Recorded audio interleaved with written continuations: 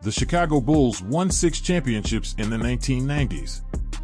They dominated the decade by winning 2 separate three-peats in 1991, 92, 93, and in 1996, 1997, and 98. The first three-peat teams were great, coinciding with MJ entering his prime years. They dominated the early 1990s, defeating Magic Johnson's LA Lakers, Clyde Drexler's Portland Trailblazers, and Charles Barkley's Phoenix Suns. But the 1996-98 Chicago Bulls were something else. They were special. In 1996, they won a then record-setting 72 wins, on their way to the title where they defeated Gary Payton's and Shawn Kemp's Seattle Supersonics in the finals. In 1997, they won 69 games, tying the 1972 Los Angeles Lakers, the previous record holder. They won their 5th championship in franchise history as they defeated Karl Malone and John Stockton in the 1997 finals. In 1998, during the Last Dance season, they defeated the Jazz again in the finals, securing the franchise's 2nd three-peat of the 1990s. But how do the three of them come together? How does the three teamed up to form the greatest trio in NBA history?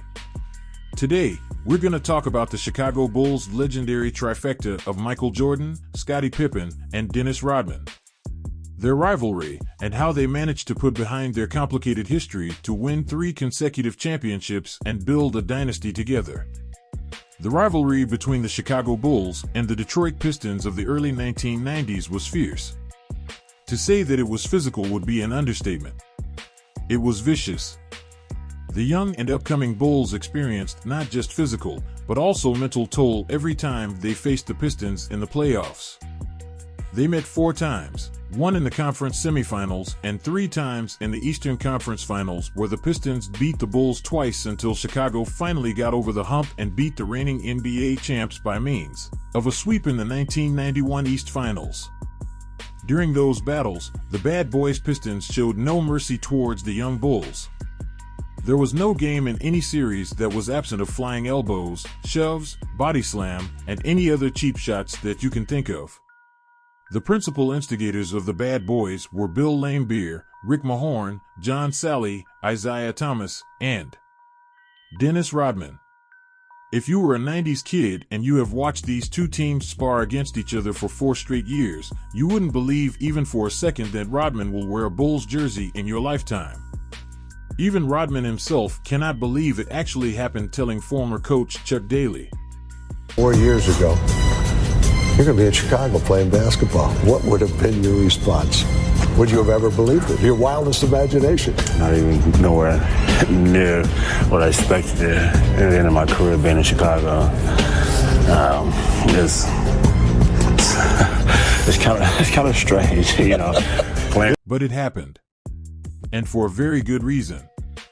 The Bulls had just experienced an Eastern semifinals loss to the Orlando Magic in the 1995 playoffs. Losing power forward Horace Grant to the Magic the previous year was a big blow to the team, as they missed his huge presence inside and his rebounding, shot blocking, and scoring. The Bulls became vulnerable in the paint as Shaquille O'Neal and Grant took advantage of Bulls centers Will Perdue, Bill Wennington, and Luke Longley in the series. They knew they needed a change or an addition to match up against the up-and-coming force in the Eastern Conference.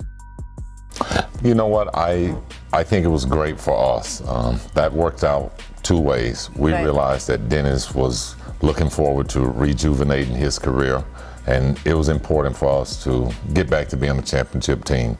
So we all needed and wanted the same thing at the end, but what Dennis really brought to us as a team was his leadership and his hard work. Meanwhile, the San Antonio Spurs were getting weary of Rodman's antics on and off the court. He was still the dominating presence and the rebounding king on the court, but his off-the-court shenanigans were deemed as a distraction by the Spurs front office.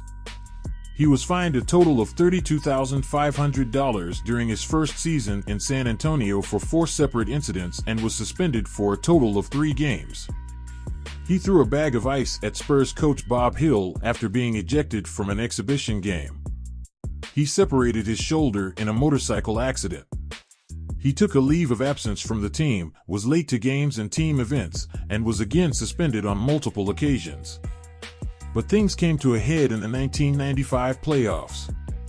In the middle of Game 3 of San Antonio's second-round series against the Los Angeles Lakers, Rodman took off his shoes and sat down by the training table. He refused to join team huddles and decided to simply watch the game. Hill did not put him back on the floor in Game 3, and then Spurs general manager Greg Popovich suspended him for Game 4.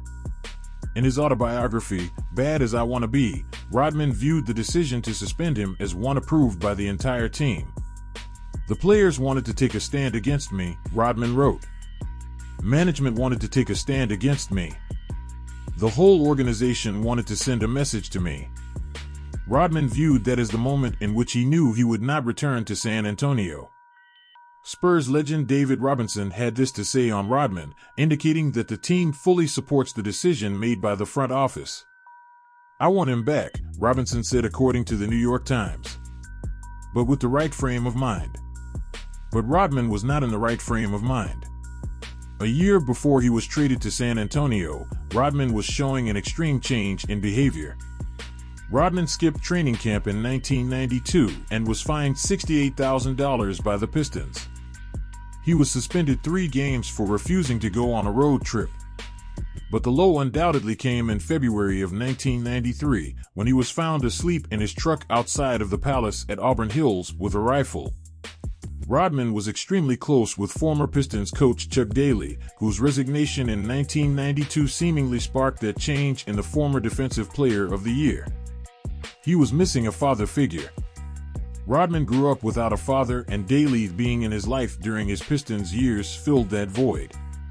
That's why after Daly left, Rodman began rebelling and showing his antics. Enter the Chicago Bulls and Phil Jackson. The Bulls saw an opportunity to add an excellent defender and rebounder to their already talented roster. Rodman's presence will help the Bulls improve their frontcourt defense and rebounding, which will give them a better chance of winning another championship. The Bulls were hurting on the boards since losing Horace Grant to free agency, and Jordan's return forced Tony Kukoc to play out of position at power forward. Never has the NBA had a greater abundance of talent at the power forward position than in the mid-1990s. Considering Rodman's age, he was 34 during the 1995 offseason, it stood to reason that only a contender would be interested. It just so happened that every winning team was set at power forward. Except Chicago. Besides the Spurs, 9 teams finished above the Bulls in the 1994-95 standings. 4 of them had power forwards that made the All-Star game in 1995. Charles Barkley, Karl Malone, Shawn Kemp, and Larry Johnson. But there were so many reasons that Rodman almost didn't get to Chicago. Number 1 is his volatility on the court and off it. Bulls general manager Jerry Krause and Jackson talked a lot with Rodman before trading for him. According to Jackson, Krause left the decision to acquire Rodman up to him. "Phil and I talked very carefully about this," Krause said. "We did an awful lot of homework and found out a lot of things. We were both satisfied." Phil Jackson, being the Zen master that he is, was confident enough that he can get through Rodman and manage all of his antics. There is also the issue of his salary and the salary cap implications that come with it. Rodman was nearly broke when he met with Bulls leadership. At the time, Rodman was going through a divorce and living beyond his means despite what was a fairly healthy salary. In 1995, Rodman was entering the final season of a long-term contract he signed as a member of the Pistons. That deal guaranteed him a salary of $2.5 million. As small as that might seem by modern standards, the cap for the 1995-96 season was only $23 million. In making around 11% of the salary cap, Rodman's 1995-96 salary would be the equivalent of around $11.9 million today. That posed a problem in making a trade work under the salary cap. How many contenders nowadays have $11.9 million in salary that they're eager to trade for a risk as great as Rodman? Any player earning nearly as much as Rodman was too valuable to be traded for a player with as little value as Rodman. So not only did the Spurs need to find a team willing to take Rodman, but they had to find one that had enough bad salary to send back to them for a trade to be legally allowable. And that's where the Bulls came in. Chicago's frontcourt was pillaged in 1994 free agency. Starting power forward Horace Grant left for Orlando. Starting center Bill Cartwright joined the Seattle Supersonics. Key backup Scott Williams departed as well, so with almost no meaningful talent left up front, the Bulls moved to secure one of their few remaining big men. Will Perdue, whom they had selected number 11 overall in 1988, was in line for a bigger role, so the Bulls rewarded him with a bigger contract. Chicago handed him a 6-year deal worth in excess of $12 million. That contract was big enough to be dealt straight up for Rodman, and when Luke Longley emerged as Chicago's starting center during the 1994-95 season, Perdue became expendable. That it was expiring created another problem for potential trade partners. If Rodman lived up to his promise, he would require a hefty contract extension. At 35 years old and given his general instability, that would have been an even greater risk than the trade. A Rodman contract gone wrong could have ruined the finances of a normal team. Fortunately, Chicago was not a normal team. The Bulls were so wildly profitable in the 1990s that they regularly spent far above the cap. Jordan alone received $30.1 million and $33.1 million respectively in his final 2 Chicago seasons, which were greater than the entire cap, which was set at $24.3 million for each team. At that time, there was no max contract, and teams could re-sign their own players without limits thanks to Bird rights.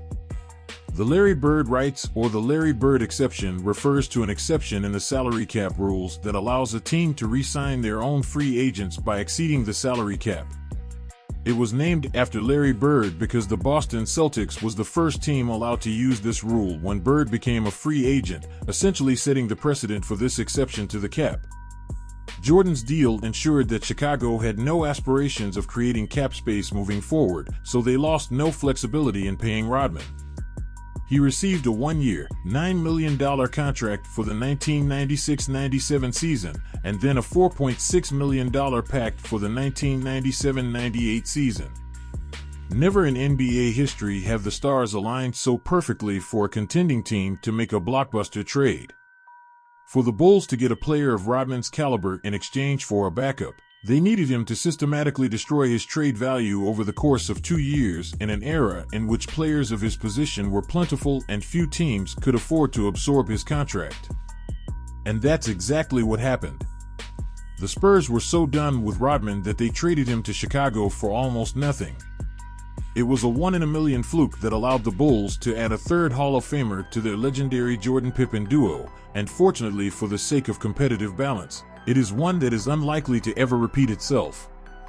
But there was one major hiccup that could have nixed the deal in its infancy. Scottie Pippen doesn't want Rodman on the team. Scottie was totally against it, Michael Jordan said at that time. Which I understood because when we played Detroit, he and Scottie had some really heated battles. Scottie didn't like him.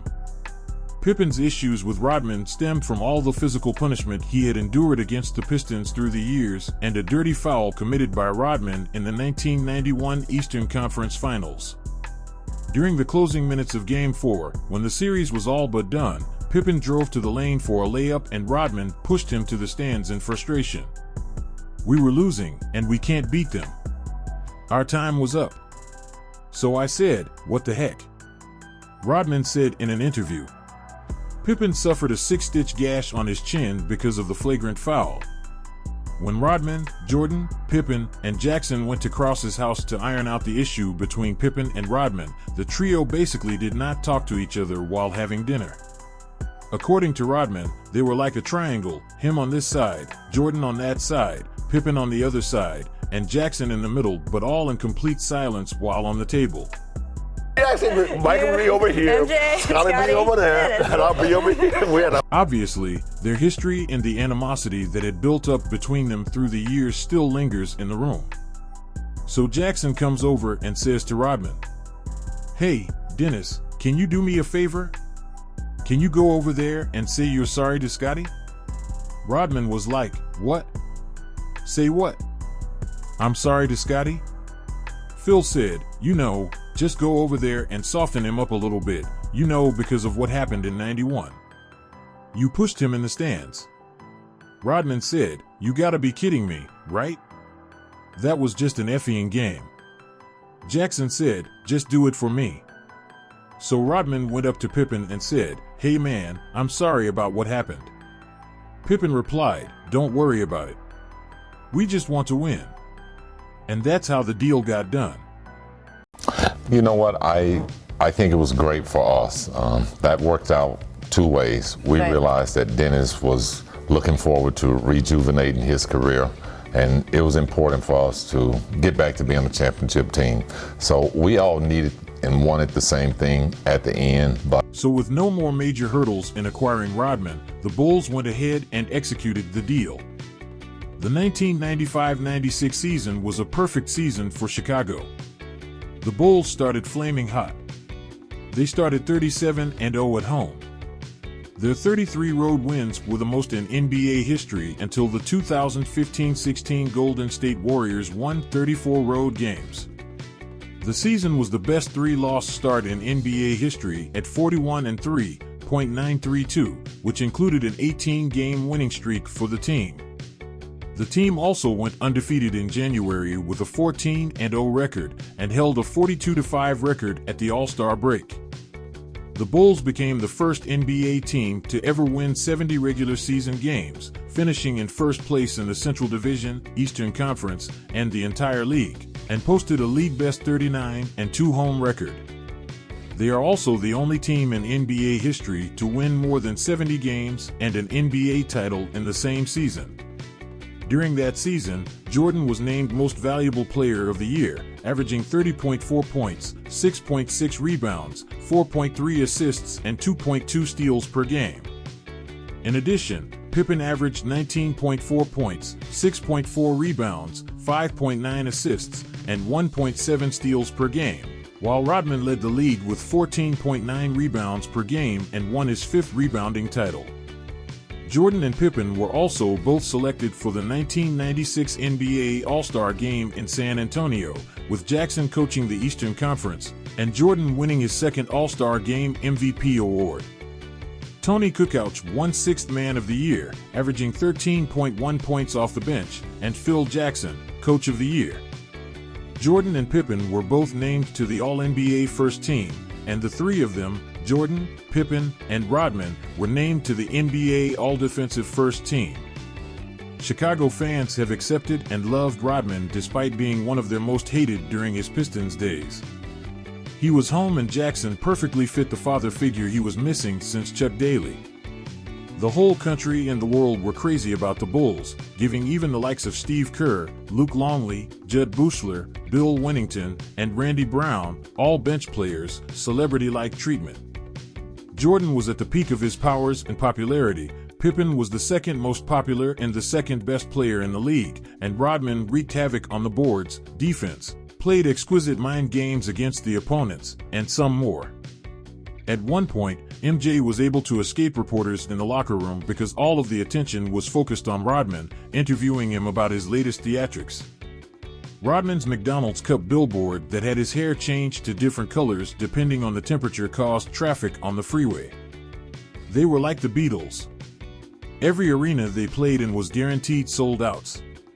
Every home game was packed and the Bulls had a waiting list until the following season. They were everywhere. On TV, on sports talk radios, newspapers, and even movies. The Bulls swept the Miami Heat, 3-0 in the Eastern Conference first round of the 1996 playoffs. They then defeated the fifth-seeded New York Knicks in 5 games of the Eastern Conference semifinals, and then exacting sweet revenge by sweeping the Orlando Magic in the Eastern Conference Finals, who defeated them in the previous year's playoffs. They defeated the Supersonics, 4-2 in the 1996 NBA Finals, winning their 4th NBA title in 6 years, capping one of the greatest seasons in league history. By also winning the 1997 and 1998 titles, their second three-peat of the decade, the Chicago Bulls have done something that was never done before and have cemented themselves as the greatest dynasty in NBA history. Superman, Batman, and Rodman. Three individuals who were unlikely to be teammates but ended up being the greatest trio who ever played.